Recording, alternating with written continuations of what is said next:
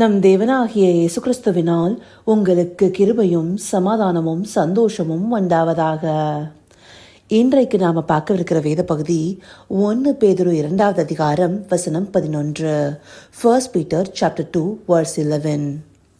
பிரியமானவர்களே, அந்நியர்களும் பரதேசிகளுமாயிருக்கிற நீங்கள் ஆத்துமாவுக்கு விரோதமாய் போர் செய்கிற மாம்ச இச்சைகளை விட்டு விலகி. இந்த வசனம் தெளிவா ஒரு விஷயத்தை காண்பிக்குது. நம்முடைய ஆத்மாவுக்கு விரோதமாக போர் செய்கிறது எது? மாம்சத்தின் இச்சைகள்.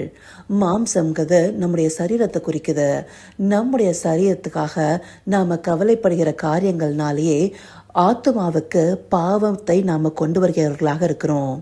அப்படி மாம்சத்தினால வருகிற பாவத்தின் நிமித்தமாக நம்முடைய ஆத்மா பாவத்துல விழுந்து மரணத்திற்கு ஏதுவாக நடத்தப்படுது. எசேக்கியேல் 18வது அதிகாரம் 4வது வசனம் கூட பாவம் செய்கிற ஆத்மாவே சாகும்னு சொல்லியிருக்கு இல்லையா? அப்படியாக மாம்சத்தின் இச்சைகள் மூலமாக பாவ கரையானது ஆத்மாவில் வந்து சேர்கிறது. இந்த மாம்சமானது பலவீனம் உள்ளதாக இருக்கு.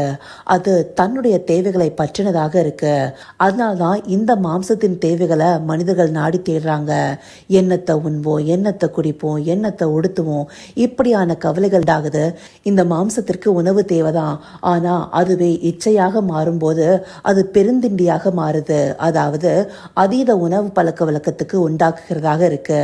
இந்த நாட்கள் நம்ம எடுத்துக்கொண்டோமே ஆனால் எல்லாருக்குமே உணவை பற்றின ஒரு இச்சை உண்டாகத்தக்கதான காரியங்கள் எல்லா பக்கமுமே வைக்கப்பட்டிருக்கு.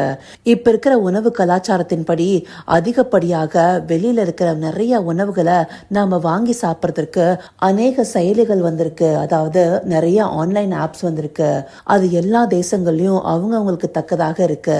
இந்த மாதிரியான காரியங்கள் நம்மளுடைய அடிப்படை உணவை தாண்டி நம்முடைய இச்சைகளை தூண்டுகிற விதமாக நமக்கு பலவிதமான விருப்பங்களை காண்பிக்குது. அதாவது ஆப்ஷன்ஸை கொடுக்குது. அதனால அந்த இச்சைகளுக்குள்ளாகிறவர்களாக இருக்கிறோம்.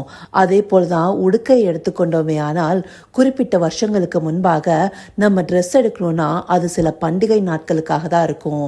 ஆனா இந்த காலங்கள்ல எல்லா நேரங்களையும் இல்ல எப்ப வேணாலும் ட்ரெஸ் எடுக்கிறதும் இல்ல நம்மளுடைய மாம்ச ரீதியான தோற்றத்தை மேம்படுத்திக் கொள்வதற்கான அநேக ஆப்ஷன்ஸும் நமக்கு முன்பாக வைக்கப்பட்டிருக்கு.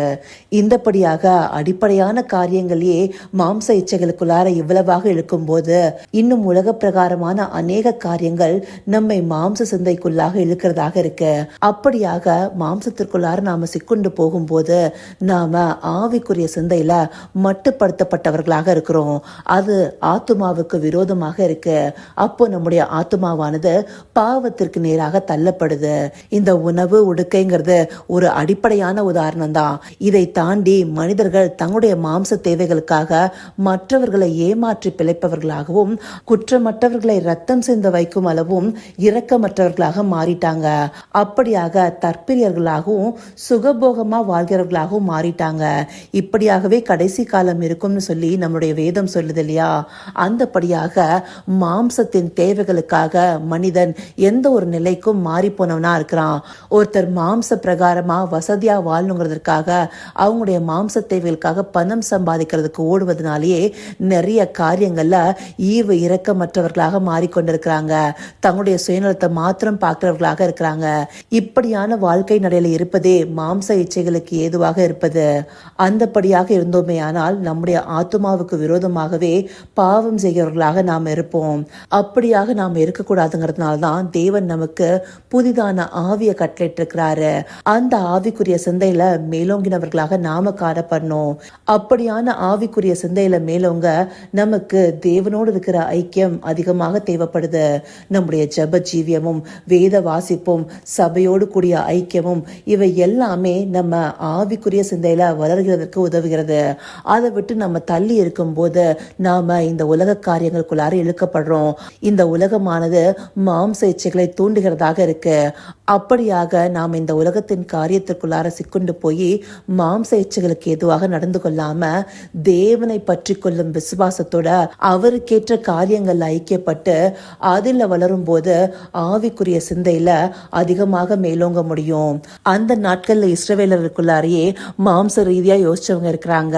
வாக்குத்தத்தம் பண்ணப்பட்ட கானான் தேசத்தை உளவு பார்க்கறதுக்காக 12 பேர் அனுப்பப்படுறாங்க இல்லையா? அதுல 10 பேர் அந்த தேசத்துல இருக்கிற மனிதர்களுடைய சரீர அளவை குறித்து பயப்படுறாங்க. அவங்களுக்கு முன்னாடி இஸ்ரவேலர்கள் வெட்டுக்கிளிகளை போல இருப்பாங்கன்னு சொல்றாங்க. அப்படியாக தங்களுடைய சரீர அளவையே ஒப்பிட்டு பார்க்கக்கூடிய சிந்தையுள்ளவர்களாக இருக்கிறாங்க.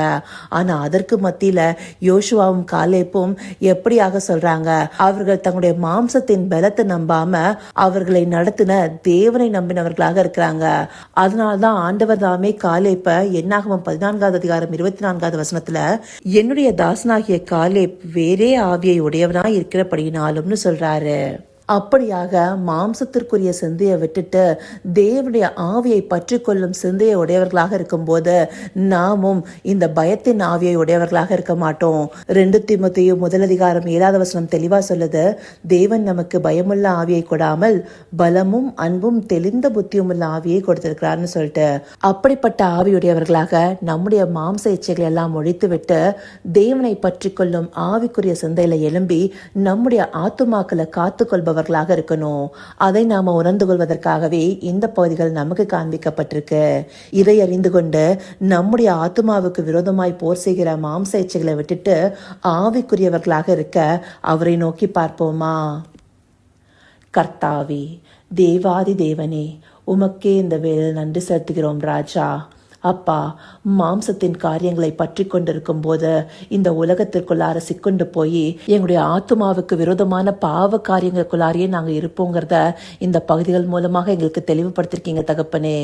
இதை அறிந்து கொண்டு மாம்ச இச்சைகளுக்கு ஏதுவாக வாழாம உம்மை பற்றி கொள்ளும் விசுவாசத்தின் மூலமாக ஆவியில எழும்பினவர்களாக ஜெபத்திலும் வேத வாசிப்பிலும் சபையோடு கூடியிருக்கிற ஐக்கியத்திலும் உறுதியுள்ளவர்களாக நாங்கள் காணப்படணும் தகப்பனே. அப்படியாய் இந்த உலகத்தின் காரியங்களிலிருந்து நாங்கள் தப்பிக்கொள்ள முடியுங்கிற போக்க தேவரீர் எங்களுக்கு காண்பிச்ச தயவிற்காய் நன்றி செலுத்துகிறோம் ராஜா.